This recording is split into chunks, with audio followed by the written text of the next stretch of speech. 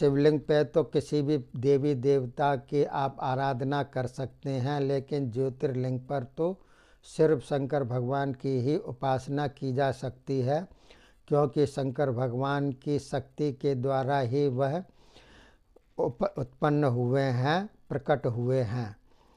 और उनमें एक विशेषता और ये होती है कि जो भी वो पत्थर होता है, पत्थर तो नहीं कहना चाहिए, फिर भी आपको समझाने के लिए मैं कह रहा हूँ कि जो भी पत्थर वो होता है 12 ज्योतिर्लिंगों में, वह पत्थर एक दूसरे से मेल नहीं खाता है। अगर रामेश्वर का पत्थर है तो वह भीमा शंकर के पत्थर से मेल नहीं खाएगा। अर्थात कहने का मतलब ये है कि एक दूसरे से ये मेल नहीं खाते हैं। और सबसे बड़ी विशेषता ये है कि ये जो पत्थर होता है, ये पूरे पृथ्वी पर कहीं भी आपको नहीं मिलेगा दूसरा, सिर्फ उतना ही मिलेगा जितनी उसकी जो है आकृति है। आप अगर ये सोचते हो कि ये किसी शिला के द्वारा बनाई गई है, किसी भी पत्थर की शिला के द्वारा उसको निर्धारित किया गया है, किसी ने बनाया है उसको, ऐसा कुछ नहीं है। कोई भी इस प्रकार की कोई शिला नहीं है, कोई भी अन्यत्र पत्थर नहीं है पूरी पृथ्वी पर। 12 ज्योतिर्लिंगों में ये पत्थर की विशेषता होती है। तो शंकर भगवान की आराधना ज्योतिर्लिंग पर ही की जा सकती है, विशेष रूप से होती है इनकी, और वो सिद्ध भी होते हैं। और एक होते हैं पार्थिव शिवलिंग। आप कहीं से भी मिट्टी ले आइए, गंगा जी की, जमुना जी की, और उसको जो है पिंडाकृति बना करके आप उसकी शिवलिंग के रूप में पूजा कर सकते हैं। कुछ लोग ये कहते हैं कि शंकर भगवान तो कैलाशवासी हैं। कोई कोई कहता है कि शंकर भगवान शमशान के वासी हैं। कोई कहता है कि शंकर भगवान घटघटवासी हैं, कड़कड़ में व्याप्त हैं। तो ये सब कैसे हो सकता है? अगर वो कैलाशवासी हैं तो कड़कड़ में व्याप्त कैसे हो गए? वो तो सिर्फ कैलाश में ही वास करने वाले हुए। बहुत से कहते हैं काशी के वासी हैं, तो वो काशी में ही विराजमान हैं, तो फिर कैलाश में कहाँ से आ गए? और शमशान वासी हैं तो फिर शमशान में ही रहते हैं, फिर कड़कड़ में वास कैसे उनका हो गया? तो देखिए, मैं आपको बतला दूं इसके लिए कि ये जो पृथ्वी है जहाँ पर हम रहते हैं, इसको मृत्युलोक कहते हैं। मृत्युलोक क्यों कहते हैं? क्योंकि इसमें जीवन और मरण चलता ही रहता है। जीवन भी चलता रहता है और मरण भी चलता रहता है। और इस पृथ्वी को बने हुए करोड़ों अरबों वर्ष हो चुके हैं।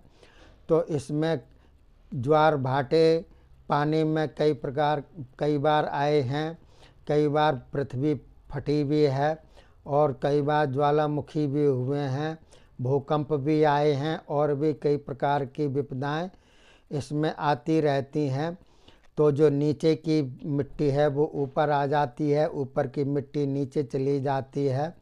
आपने देखा होगा कि कोई भी मुर्दा अगर आप ज़मीन में गाड़ दीजिएगा, और जैसे कि मुसलमानों में दफनाते हैं, तो कुछ सालों के बाद अगर आप उसी ज़मीन को खोदेंगे तो वहाँ पर सिर्फ उसका नरकंकाल मिलेगा, और उसका जो भी जिस्म है वो मिट्टी के रूप में परिवर्तित हो जाता है। और अगर आप 100, 200, 300 साल बाद अगर उस जगह को खोदेंगे तो कंकाल भी नहीं मिलेगा, वो भी मिट्टी के रूप में परिवर्तित हो जाता है। और इस धरती पर कोई भी ऐसा स्थान नहीं है, 1 इंच भी ऐसा स्थान नहीं है जहाँ पर किसी की मृत्यु ना हुई हो अब तक डायनासोर या डायनासोर से बड़े बड़े या और भी कई प्रकार के विलुप्त हो गए हैं। तो देखिए, इस धरती पर कोई भी जगह ऐसी नहीं है जहाँ पर कोई मरा ना हो, और जहाँ पर कोई मरता है तो वह शमशान कहलाती है। तो हम जहाँ भी खड़े हैं उस मिट्टी के ऊपर भी, तो वह मिट्टी में भी पता नहीं किस प्रकार की, किस देह की मिट्टी मिली हो, बनी हो, जिसके ऊपर हम खड़े हैं, तो ये भी एक शमशान है। तो पूरी पृथ्वी ही शमशान है, क्योंकि यहाँ पर जो है कोई ना कोई दफन अवश्य है। फर्क इतना है कि हमारी अनभिज्ञता के कारण हम नहीं जान पाते हैं। तो वो शमशानवासी जो शंकर भगवान हैं वह कण कण में व्याप्त हैं, क्योंकि शमशानवासी हैं। शमशान हर जगह है धरती पर, इसलिए वह कण कण के वासी भी हैं, शमशानवासी भी हैं। रही कैलाशवासी की बात, तो कैलाशवासी इसलिए हैं क्योंकि कैलाश एक ऐसी जगह है जो बिल्कुल शांत जगह है, जहाँ पर कोई प्रदूषण भी नहीं है, बिल्कुल शांत इलाका है, कोई डिस्टरबेंस नहीं है। तो जहाँ डिस्टर्ब नहीं होता है, जहाँ शांति होती है, जहाँ किसी की बाहरी कोई आपदा नहीं होती है, तो वहीं पर साधक अपनी हजारों साल तक तपस्या कर सकता है। तो कैलाश एक ऐसा स्थान है जहाँ पर कई तपस्वी ऋषि मुनियों भी तपस्या अब भी लीन करते हैं और रहते हैं अदृश्य रूप में। तो वहाँ पर कैलाश के वासी शंकर भगवान इसीलिए हैं क्योंकि वो एक सुंदर रमणीक स्थल है। तो भक्त जो हैं वहाँ पर उसकी पूजा करते हैं। और काशी के वासी इसलिए हैं क्योंकि वहाँ पर शिव जी के मंदिर जगह जगह आपको मिल जाएंगे और वहाँ पर पवित्र भूमि भी है, इसलिए वह काशी के वासी भी हैं। तो देखिए, शमशानवासी भी हो गए, कड़कड़वासी भी हो गए, कैलाशवासी भी हो गए और काशी के वासी भी हो गए। इस प्रकार से वह शंकर भगवान हैं, क्योंकि वो देवों के देव महादेव हैं। उनकी पूजा अर्चना, अगर आप किसी को आपने गुरु नहीं बनाया है तो शंकर भगवान को ही गुरु बना लीजिएगा। वह ऐसी आपकी बुद्धि फेरेंगे कि आप जो है उन पर विश्वास करने लग जाएंगे और आपके सारे मनोरथ पूरे होते चले जाएंगे। उनसे कभी अपने मन की बात, कभी भी मन में हो कोई भी बात मांगनी नहीं चाहिए। जो आदमी मांगता है वो दे तो देते हैं, लेकिन बाद में वह मांग करके पछताते हैं। ऐसे मैंने बहुत से अपने जीवन में देखे हैं आदमियों को, जिन्होंने मांगा है शंकर भगवान ने, लेकिन उनको दे तो दिया है लेकिन वह बाद में पछताए हैं। इतिहास गवाह है और कई कथाओं में भी आते हैं, जैसे भस्मासुर वगैरह और भी कई हैं कहानियाँ, किस्से, कथाएं। तो बाद में वो पछताते हैं। और जो नहीं मांगते हैं, बिन मांगे पाते हैं, तो वो कल्याणकारी उनका मामला होता है।